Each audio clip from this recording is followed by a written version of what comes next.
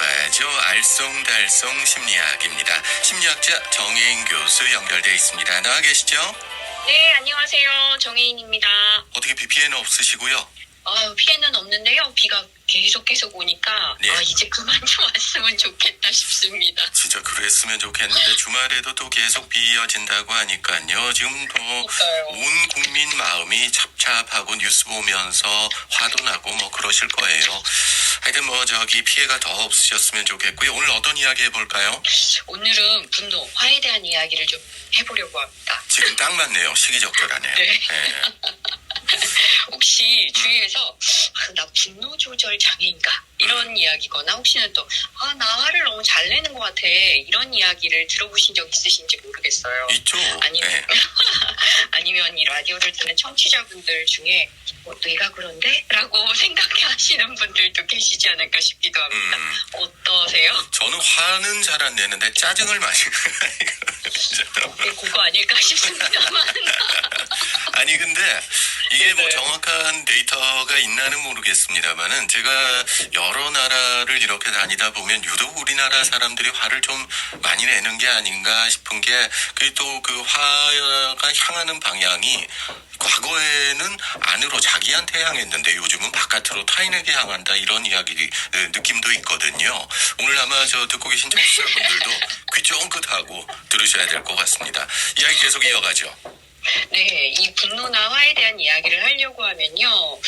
난 이 주체할 수 없는 이 분노나 화가 치밀어 오르는데, 이 분노나 화가 도대체 어떻게 만들어지는가, 이걸 조금 이해하는 것이 필요합니다. 예. 그래서 이 분노와 화가 만들어지는 기제를 한 4가지 측면에서 좀 살펴보려고 합니다. 그렇죠. 원래 어떤 현상이 있으면 이게 왜 생겼는지를 알고 나면 풀기가 조금 나아지거든요. 그렇죠. 그래서 아니 근데 네네. 화가 발생하게 되는 기제가 4가지나 됩니까? 네네네. 이게 저는 맞춰볼까요? 4가지? 네네. 한번 맞춰봐 주시겠습니까? 배우자, 자녀, 직장 상사. 네, 곤란합니다. 알겠습니다. 자, 어떤 게 있습니까? 첫 번째는요? 네, 첫 번째는 생리학적 측면에서 분노인데요. 이럴 때 이 분노가 내가 나에게 치밀어 오르는 이 분노를 생각해 보면 먼저 내 대뇌 피질 안에 변형계라는 정서를 담당하는 회로화, 그다음에 시상하부가 작용함으로 인해서 무의식적인 어떤 조건 반사로 분노가 생기는 겁니다. 그래서 뇌 편도체와 시상하부가 나도 모르게 이 혈압을 막 상승하게 만들고요. 그러면서 스트레스의 호르몬 수치가 높아지게 만듭니다. 그러면서 이 근육을 긴장시키게 만들고, 그러면서 나의 이 분노와 자극하는 내가 맞닥뜨리게 되어져서 나 지금 여기 이 상황에서 화를 내야 되나 말아야 되나 하면서 화를 낼까 말까를 판단하게 되는 상황을 만듭니다. 예. 그러니까 말은 어려워요. 되뇌 피질 변형계 여러 가지들이 있습니다만은 이게 네네. 본능적으로 발생하는 거다 이렇게 볼 수가 있겠네요. 무의식적으로. 그렇죠. 네네.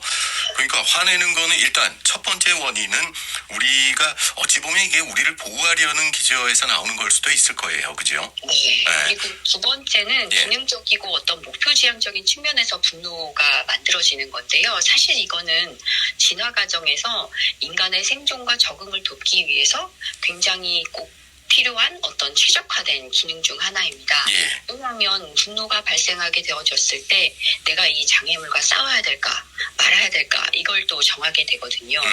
그렇기 때문에 이 장애물과 내가 싸워서 이길 수 있으면 계속 적자 생존하는 거고요.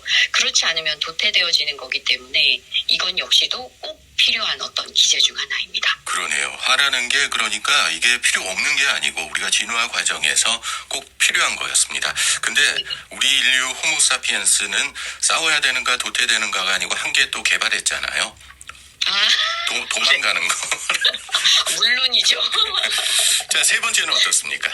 인지적 주관적 측면에서 분노인데요. 이거는 사람에 따라서 화를 잘 내는 사람과 그렇지 않은 사람이 사실 있어요. 이게 왜 그러냐면 인간이 특정 사건이나 어떤 연루된 사람의 원인이 아니라 나의 평가 때문에 화를 내는 거거든요.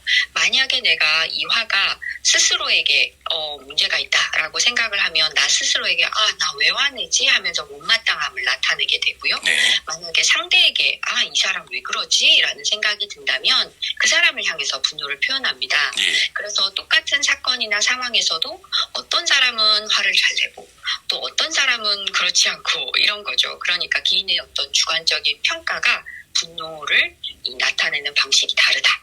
이게 조금 알아봐야지 될 부분입니다.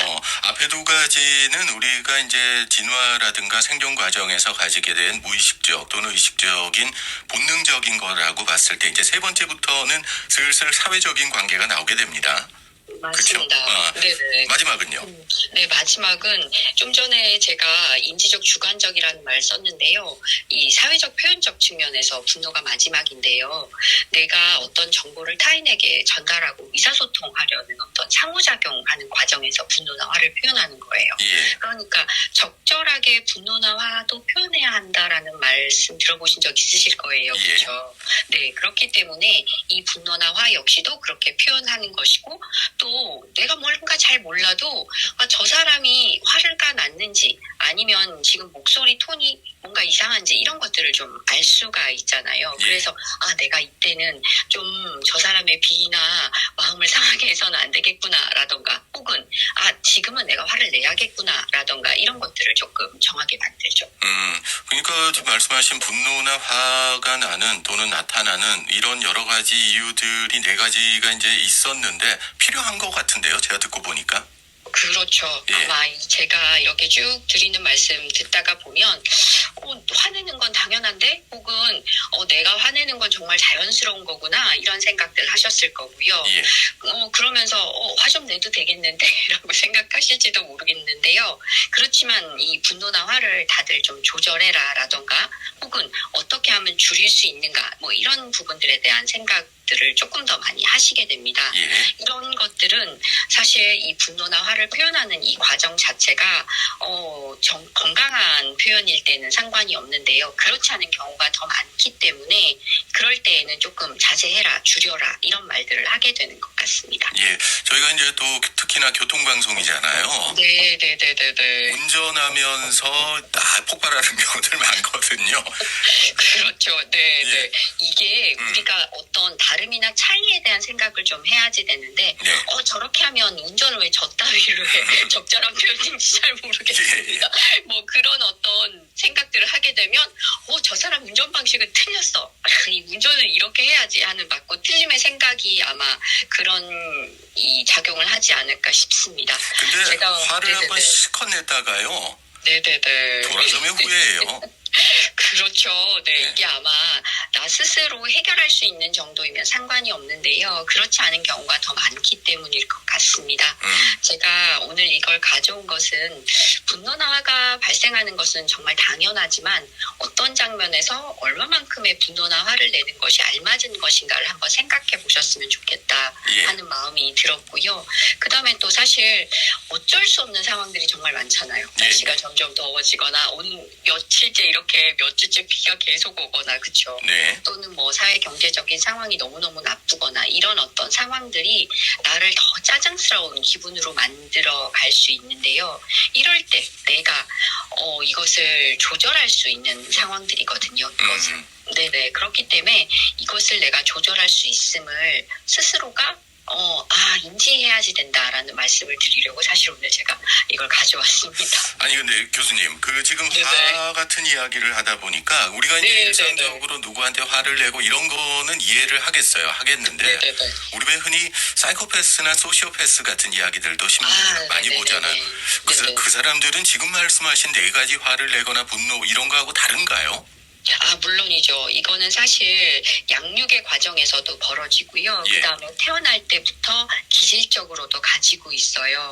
그렇기 때문에 이런 사람들은 사실 태어나서 때부터 그런 어떤 두 가지 상황을 가지고 있어서 우리가 이건 어떻게 조절할 수 있거나 다르게 할 수 있는 요소가 아니에요. 그래서 이 부분에 대해서는 이런 생각을 좀 하시면 좋겠어요. 왜 태어날 때부터 왜 만약에 뭐 손등에 조그만한 반점이 한 게 있다면 사실 이거를 좀 지우기가 어렵잖아요. 그렇죠. 네, 그거랑 조금 비슷하다라고 좀 생각을 하시면 좋겠고요. 이것은 굉장히 병적인 상황이기 때문에 이걸 어떻게 할 수 있거나 또는 뭐 치료하거나 하는 것은 굉장히 어렵다라고 조금 받아들여 주셨으면 좋겠습니다. 하지만 뭐 사이코패스나 소시오패스라고 다 범죄자가 되는 건 아니잖아요.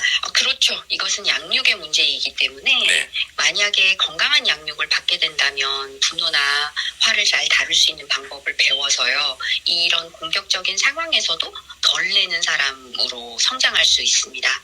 그런데 그렇지 않게 된다면 더 화를 내는 사람으로 만들거나 때로는 분노나 화를 아예 느끼지 못하는 사람으로 만들어서 저 사람이 화를 내도 왜 화를 내는지 모르는 어떤 지경까지도 갈 수 있습니다. 그러니까 그게 더 무섭다 그러더라고요. 왜 네. 화를 내는지 화나 분노가 아예 없는 사람이 더 무섭다는 이야기도 네, 맞습니다. 들은 것 같네요. 자, 오늘은 분노와 화에 대해서 이야기했습니다. 스스로 조절하는 수밖에 없습니다. 죄송합니다. 아니에요. 이게 뭐 인간 그 진화 과정에서 생긴 것들이고 또 사회 네네. 속에서 생긴 거니까요. 알쏭달쏭 심리학, 오늘도 심리학자 정혜인 교수와 함께했습니다. 오늘 감사합니다. 네, 감사합니다.